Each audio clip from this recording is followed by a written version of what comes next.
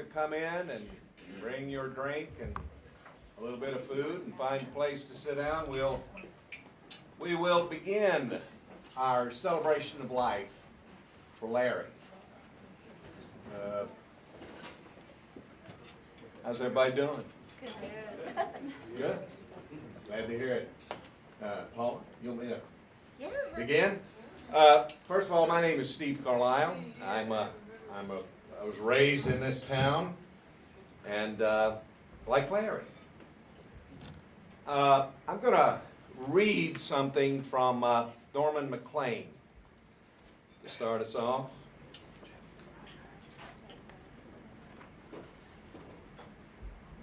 It is those we live with and love and should know who elude us. Now, nearly all those I loved and did not understand when I was young are dead, but I still reach out to them. Of course, I'm now too old to be much of a fisherman, and now, of course, I usually fish the big waters alone, although some friends think I shouldn't.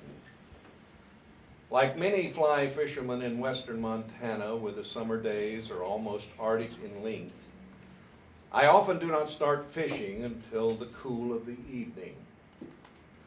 Then, in the Arctic half-light of the canyon, all existence fades to a being with my soul and memories, and the sounds of the Big Blackfoot River, and a 4-count rhythm, and the hope that a fish will rise. Eventually, all things merge into one, and a river runs through it. The river was cut by the world's great flood and runs over rocks from the basement of time. On some of the rocks are timeless raindrops. Under the rocks are the words, and some of the words are theirs. I am haunted by waters.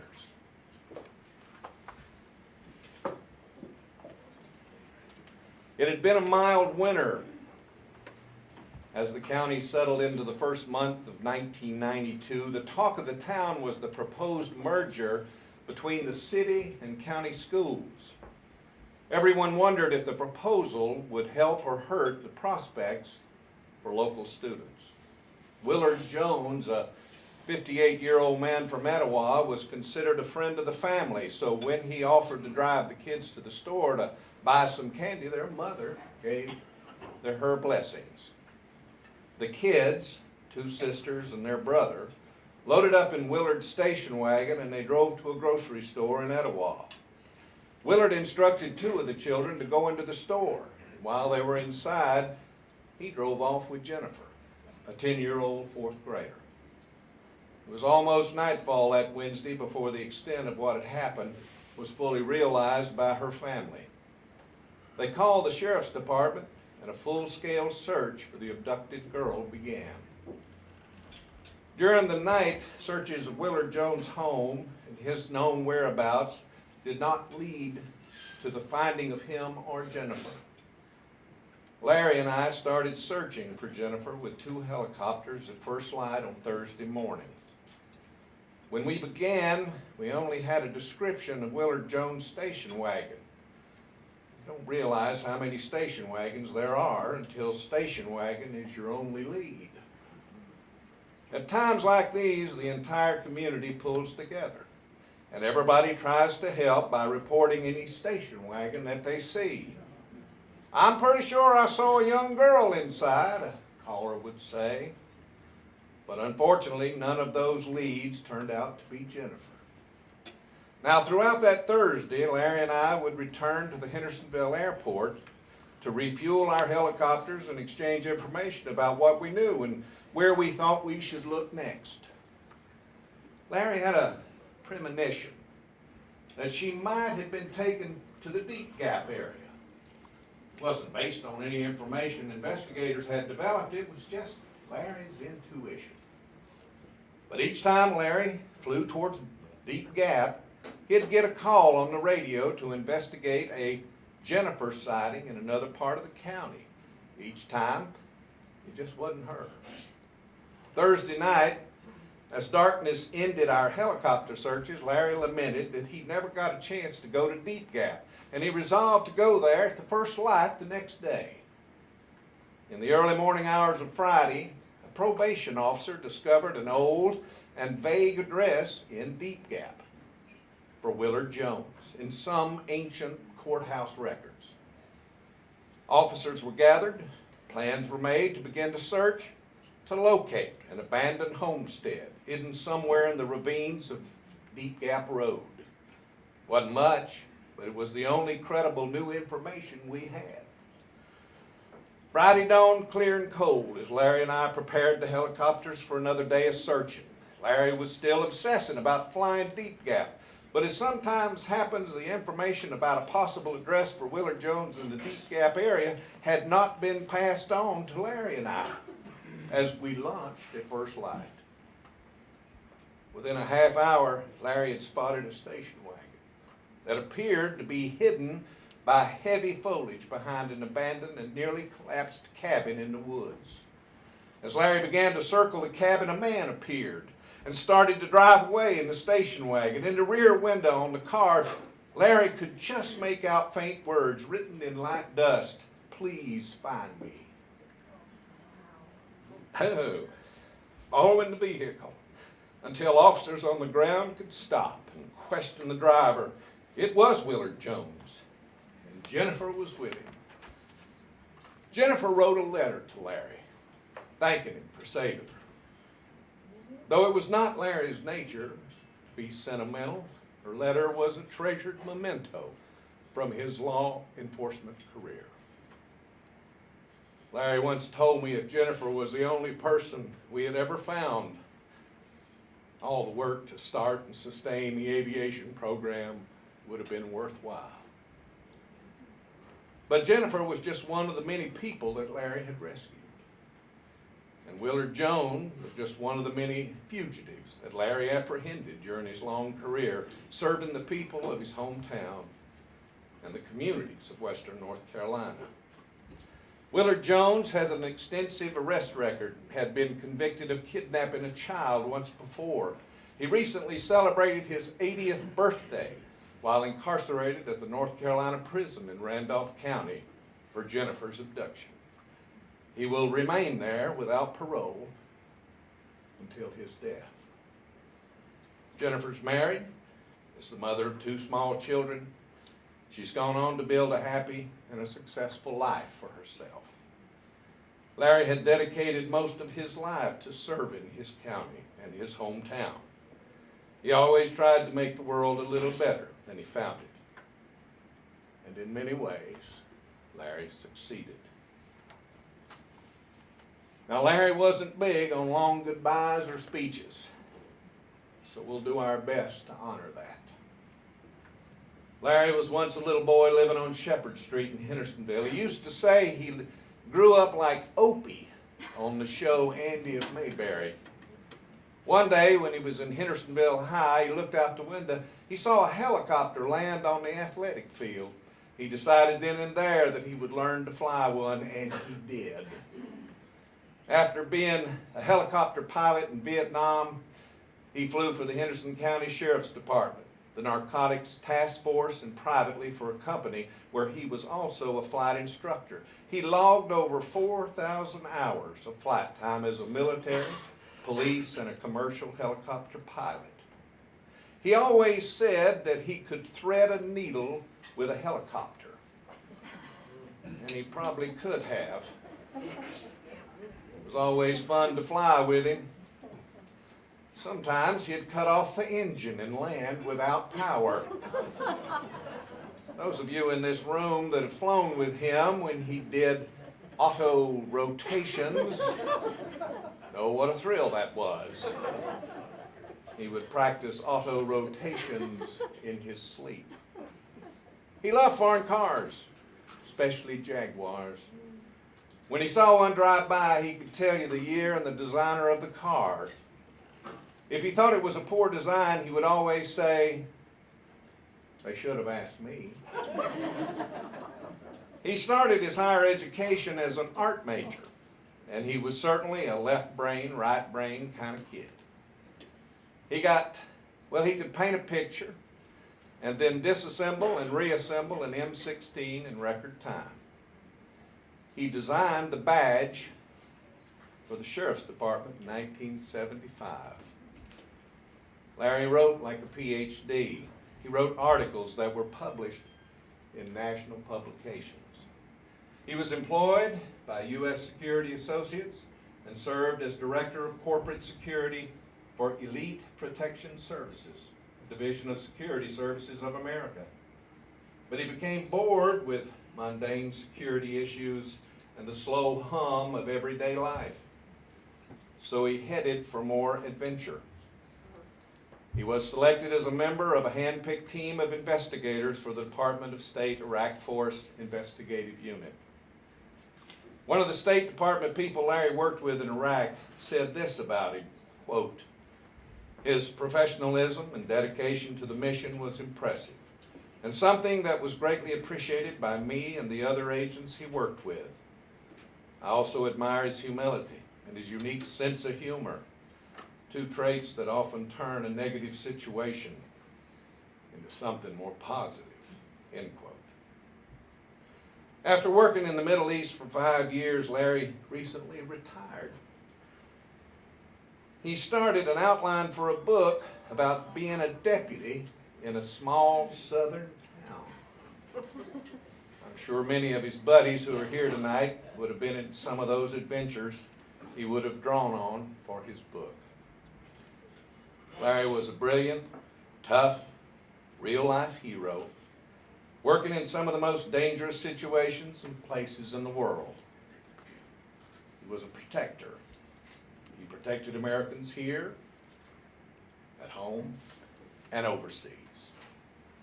He protected his buddies and his partners. And he protected Sophia, a little blind Yorkie that Paula adopted while they were married.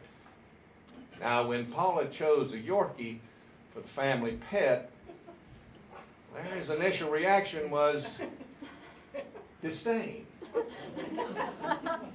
"I'm a big man.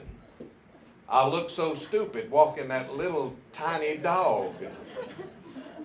But when they discovered Sophia was blind, Larry became her protector and friend.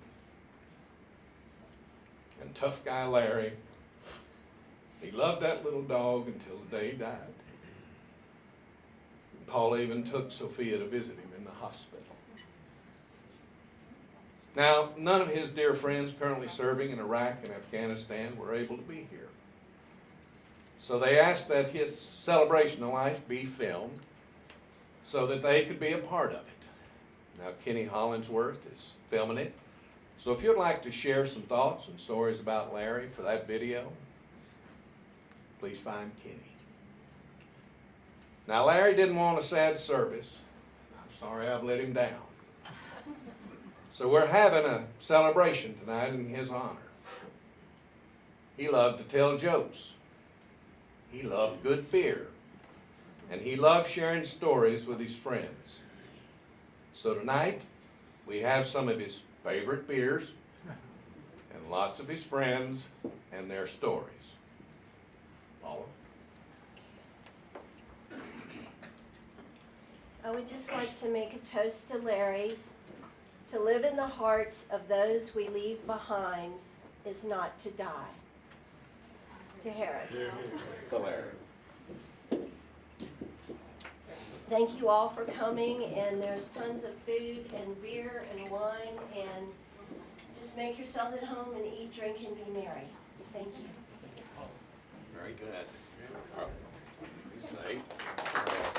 This is a 1966 annual from Asheville Tech. And Larry and I went to school there together. We also went to high school together, and he was my best buddy for years. Larry done the artwork that you're looking at on the inside cover and on the inside back cover. He was the art editor that year. He designed the school mascot, and his name was Abner Teckins. And he also done a few cartoons through here, and there's one of them. That is him in 1966 when he was into his James Bond phase. There was a foreign car dealer on Nashville Highway, Frankie Watts, Waco Motors, and we hang around down there a lot. And Larry was, they picked him to sit in the car, and that was just a pretty girl that we went to school with. But I've known Larry all his life, one of the best friends I've ever had, one of the closest people I'll ever be. Just about killed me to read his obituary, but he went the way that he wanted to go. He didn't want to be old and crippled. He told me that many a time. He said when his life didn't have much purpose, that he would just go on. And Larry has been a friend for his for years. We've worked together for years. I probably need to tell you folks some stuff that's on my heart about Larry, and then there's a whole bunch of us here. In the past, we've kind of lost our friendship. If there's anything I've learned in the last, since Larry died, well, I know that you should never, ever miss a chance to tell your loved ones and your friends that you love them. I've done that to my wife. Quite frankly, Larry did his wife that way. And we always thought we were right by doing that because we thought that what we did for them and what we accomplished for them was enough. Now I know that you should never you should never miss a chance to tell folks that you love them. And every one of you folks reading, looking at this, I want you to know that I love you.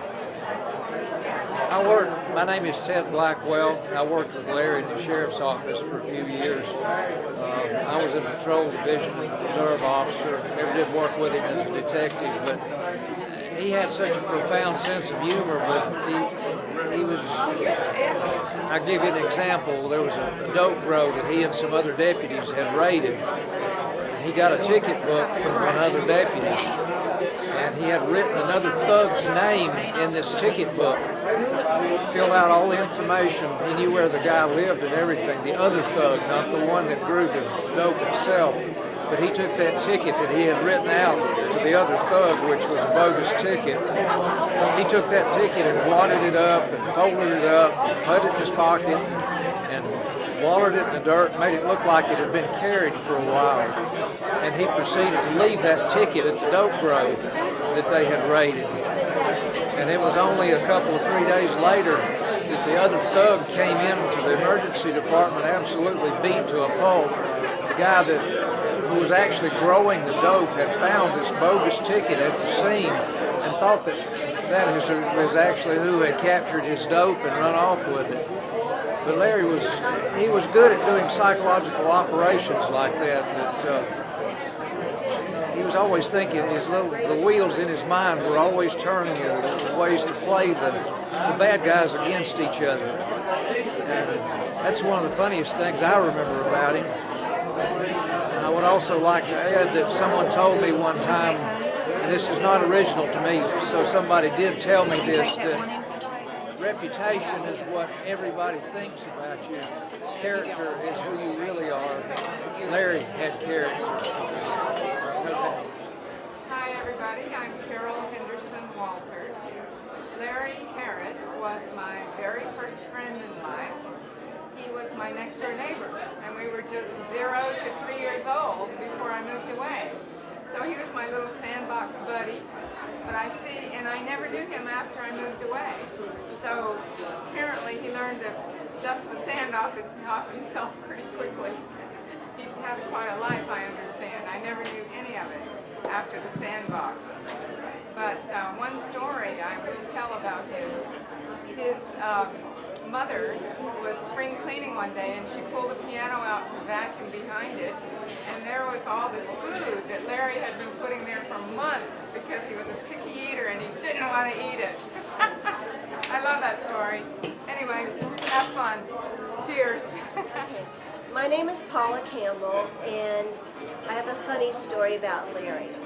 I can't remember if we were married or dating, but I had a little Pontiac Sunbird convertible, and my little tiny mother was in it, and Larry paged me to call him, and that was before everybody had a cell phone. So we pulled up to the Mountain Home Post Office, and I called him, and he said, well, I'm on a stakeout, I probably won't be back tonight. And I said, well, you know, there are these 4 guys with these dreadlocks, and they keep staring at me, and I said, they're really rude. And I said, I was here first. He said, 4 guys with dreadlocks? And I said, yeah. And he said, are they driving a red 4-door Pontiac, whatever? And I turned around and went, I said, how did you know that? And he said, get off the phone now. He said, that's who we're waiting for. This whole SWAT team is waiting on him. Get off the phone. And so I hung up, and my poor little mother, who's this little tiny 5-foot, 100-pound lady, goes, hi. And so we got out of there. But I was the one that found these guys before the SWAT team. So that's my funny story. My name is Byron Collins. My wife happens to be a very good friend of Paula Campbell, and I'm now 66, and when I think for my 40th birthday, my wife said, I got a surprise for you. I'd never been in a helicopter. She said, the husband of my best friend is going to take you and Andrew, who was, he's now 24, he was about 3 or 4, for a helicopter ride. And I said, that's great, I've never been on one, neither has he. So Larry took us for a ride, and he flew us over our house, and my 3-year-old said, that's our house. And I said, well, how could you possibly know that? And he said, well, that's the old green truck that you drive. And I said, that's neat. And a little while later, Andrew fell asleep, as you know, you might expect, because of the noise and the vibration, and he's 3 years old. And so Larry went like this with me, and he said, he's really enjoying his ride. And I looked down there, he's sleeping. I didn't know Larry well, but my wife did, and you know, I just had that little story to share with you. He was a really neat guy. Our only helicopter ride, and it was an excellent memory for us. That's it. Thank you. Hey, my name is Joe Cottrell, and I'm from Asheville. I was one of Larry's favorite student. When he was a helicopter instructor pilot here at Hendersonville Airport, and of course you can imagine that I've got just a whole box full of stories to tell about time I spent in a helicopter with Larry, but he was the most incredible pilot that I ever ran into. And he would have said, John Delk, if you see this, Larry always said you were the best. So anyway, I loved Larry, and we had many good times. I can think of many, but one that just sort of pops in my mind is when I was first learning, we were practicing hovering over in a field, and the fuel lights started blinking. Larry had the radio was out of the helicopter being serviced, and the transponder was just laying in the floor. So we started towards Hendersonville, and then the fuel light came on solid, so we had to go over to Asheville, and of course we didn't have a radio. So Larry says to me to use the transponder and let them know we need a light signal. And I couldn't see the doggone thing because it was laying in the floor sort of under my feet, and when we crossed over the trees and could see the airport, Larry was headed for the fuel area, and they were rolling out the fire trucks. And once we landed, Larry took off to the tower, and the fire trucks rolled up there on me, and I had put in the transponder. They thought we were on fire.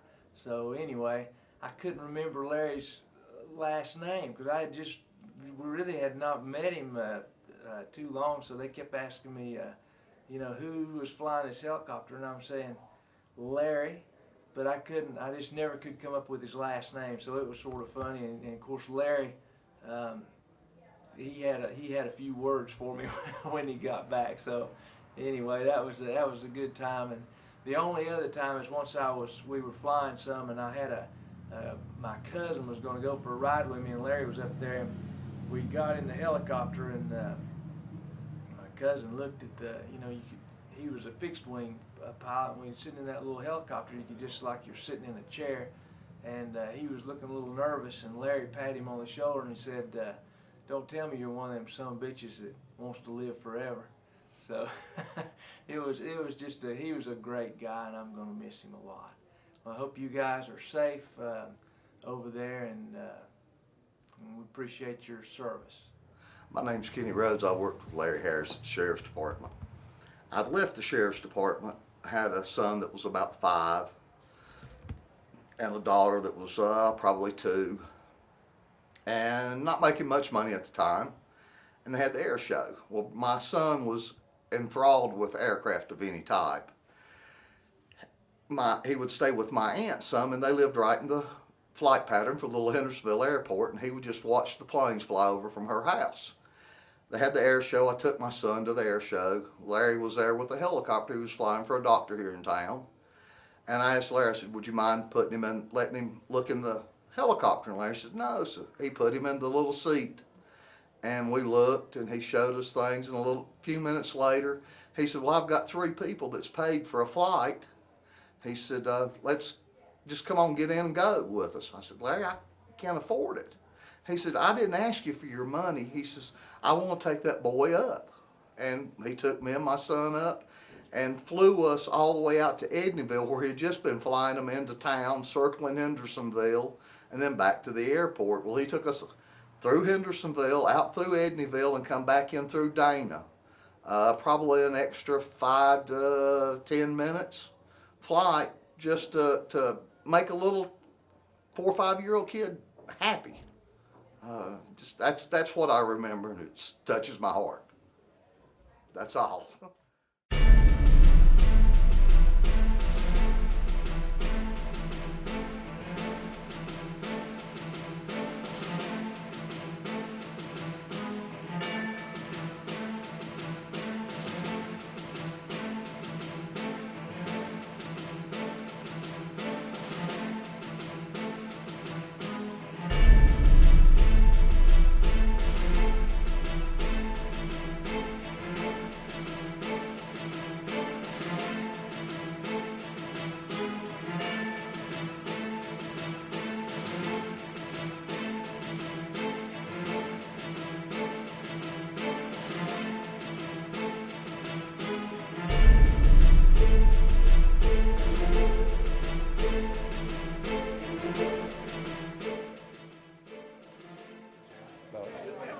That was the way that he told me that he'd like to go, and he lived a full, satisfying life, and that's the way he would have picked.